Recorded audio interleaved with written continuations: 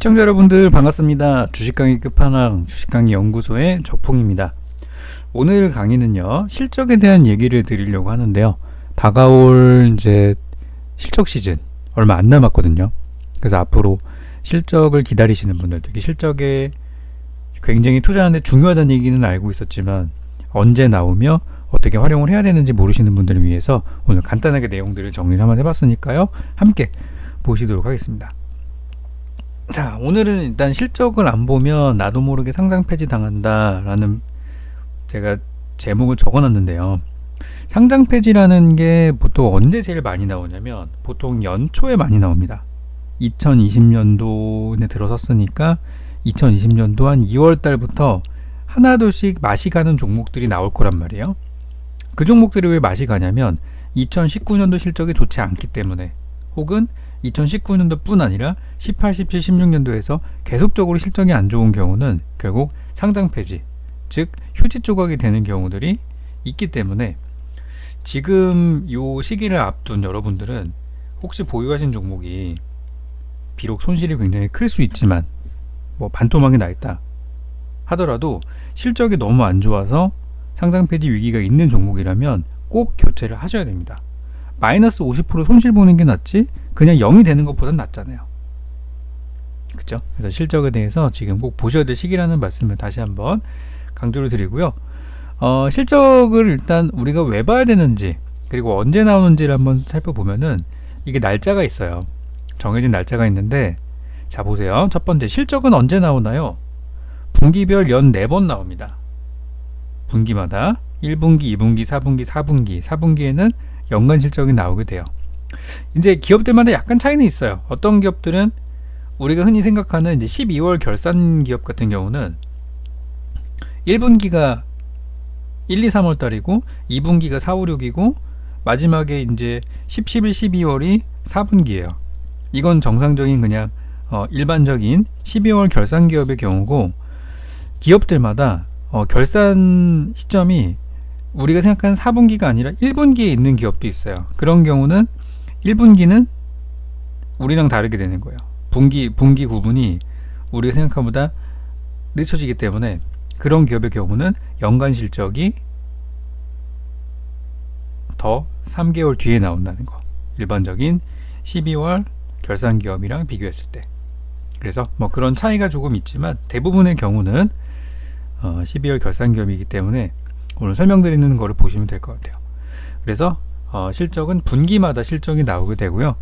보통 공시를 해야 되는, 그러니까 기업에서 실적을 발표해야 되는 날짜는 분기 마지막 날 이후 45일 내에 공시를 해야 합니다.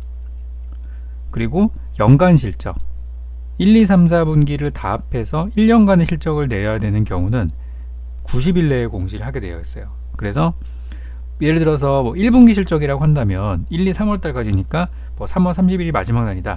그러면 그 뒤로 45일, 즉 한 달 반 사이에 공시를 해야 돼요. 그러면은 4월 한 중순 정도에 발표가 나와야 된다는 얘기죠. 그게 1분기 실적이 나오는 거예요.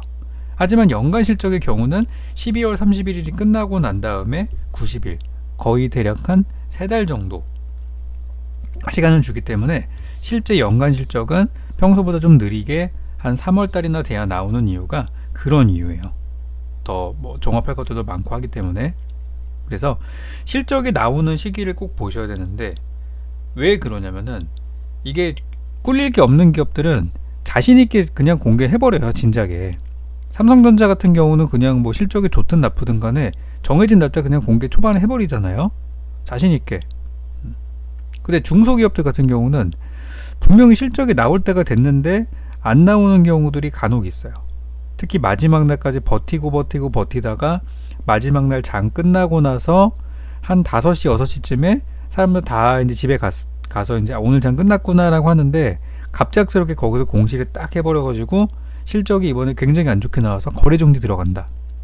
이런 경우가 있기 때문에 여러분들 보유한 종목들이 실적이 나와야 될 시기까지 기다렸음에도 불구하고 실적이 나오지 않는다면 일단 저는 매도 후에 나중에 다시 사는 한이 있더라도 꼭 가져가는 건 이건 위험하다는 말씀을 드리겠습니다. 정상적인 기업이라면은 진작에 다 실적 발표를 한다는 거. 자, 그리고 다음에 이제 볼만한 내용들은 자, 바로 요게 되겠는데요. 예외는 있어요. 아까 우리가 이제 45일, 90일이라는 말씀을 드렸어요. 그때까지 실적이 나와야 하는데 예외가 있어요. 그게 뭐냐면은 이 재무제표가 총 두 가지로 나뉩니다. 개별 기준 재무제표와 연결 기준 재무제표가 있는데 간단히 생각하시면은 자회사가 있냐 없냐 여부예요. 자회사가 있는 기업은 연결 기준 재무제표가 별도로 존재를 하게 됩니다.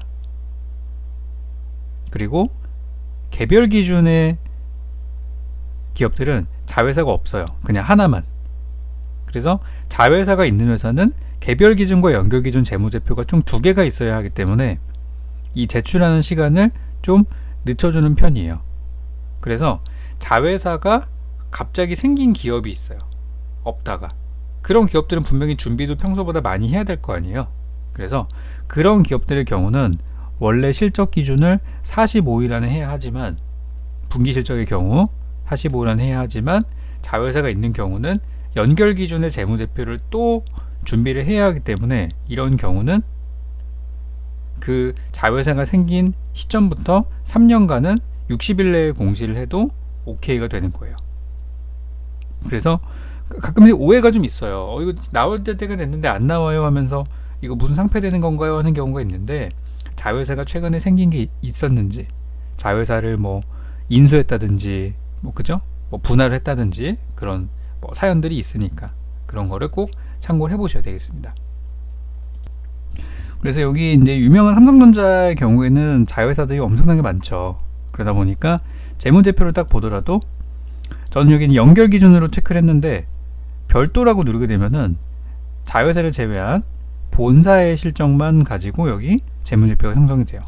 별도로 되어 있을 때 수치가 좀 크지만 연결로 되어 있을 때 수치가 좀 크지만 별도로 넘어가니까 수치가 많이 쪼그라들었죠. 그래서 연결은 자회사까지 전부 포함한 실적이다 라는 거. 그래서 연결 별도라는 것도 우리가 참고로 볼 필요가 있어요. 그래서 실적은 꼭 정해진 날짜에 나와야 하는 거다 라는 거를 꼭 알고 가시면 좋겠고요. 다음으로 우리가 보셔야 될 만한 것들이 우리는 실적이 나올 때 감사보고서가 같이 나오게 되고요. 실적이 나올 때는 특히 반기 실적이 나오는 반기 보고서, 그러니까 이제 6월달 2분기 실적이 끝나면은 1년의 반이 지났기 때문에 반기 보고서가 나오게 되고요. 또 연간 실적 나올 때도 마찬가지로 1년간의 내용들을 포함해서 감사 보고서가 나오게 되는데 이 감사 보고서에서 반드시 여러분의 투자 기업은 적정 의견을 받으셔야 됩니다. 적정 의견을 받지 못한다고 하면은 그 회사는 다음날 바로 거래 정지에 들어갈 수도 있고요. 그리고 상장 폐지로 초스피드의 상패로 들어갈 수도 있기 때문에 꼭 반드시 감사 보고서가 정상적으로 돼야 돼요. 감사 보고서는 뭐냐면 외부 회계 기관에서 이 회사를 평가한 거예요. 재무 상태를 분석을 해서 보니까 이거 괜찮아. 여기 보시면은 무언가 좀 약간 감사 범위가 제한되고 또 회계 처리 기준도 좀 뭔가 그런 게 있는데 경미한 수준이다. 이거는 그냥 좀만 손보면 되는 거다라고 해서 경미한 수준이라고 한다면은 적정 의견을 줘요. 웬만하면 주는데 여기 보시면은 감사 범위가 심각하게 제한이 돼서 제대로 측정할 수가 없었어요. 중요한 그렇게 된다고 하면은 한정 의견을 줍니다. 적정이 아니라 한정 의견을 주게 되고요. 회계 처리도 마찬가지로 중대한 회계 처리를 위반했을 경우에는 한정 의견을 주게 돼요. 그리고 보시면은 정말 회계 처리 기준을 심각하게 만약에 위배했을 경우에는 부적정 의견을 주게 되고요. 여기 보시면은 의견 거절이 되는 경우가 있는데 쉽게 말해서 적정을 제외한 한정, 부적정 의견 거절의 경우는 굉장히 재무제표가 개판이라고 해석하시면 됩니다. 문제가 있구나. 그래서 반드시 적정 의견을 받은 기업들을 거래하셔야 되고요. 웬만하면 실적이 그냥 정상적으로 나오는 기업들의 경우에는 큰 문제가 생기진 않아요.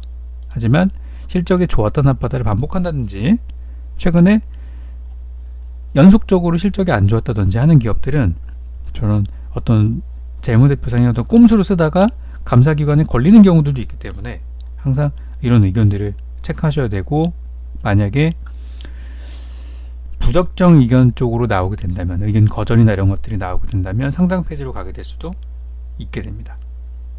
그리고 한 가지 좀 변수를 좀 말씀을 드리자면, 적정 의견을 받았으나 여기 보시면 계속기업 가정이라는 게 있는데요.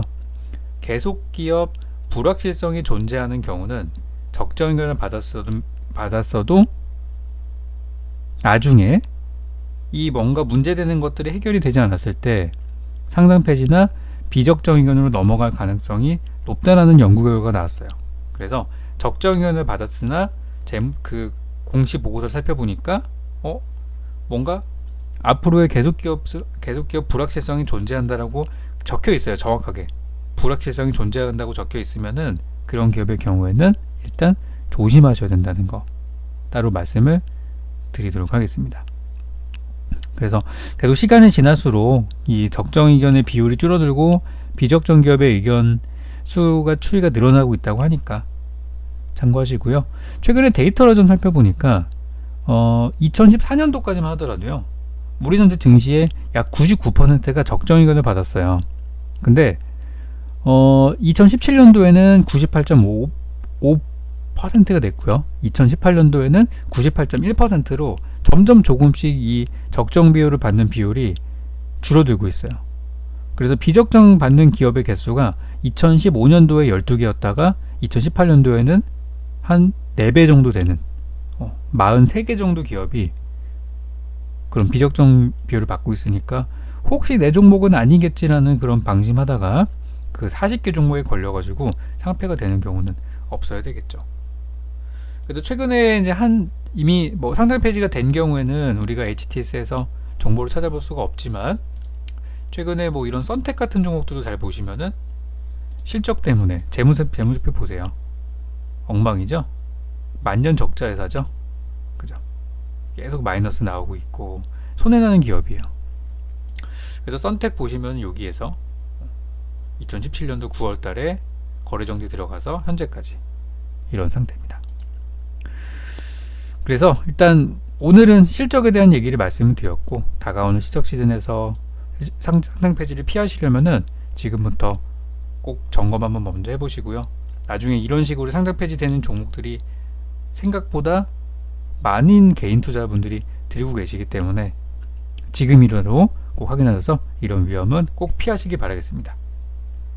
자, 그러면 오늘 실적에 대한 얘기는 여기까지 좀 설명드리도록 하고, 나중에 실적을 이용한 매매법에 대해서 추가적인 시간을 또 가지고 더 심도 있는 강의를 준비하도록 할 테니까요.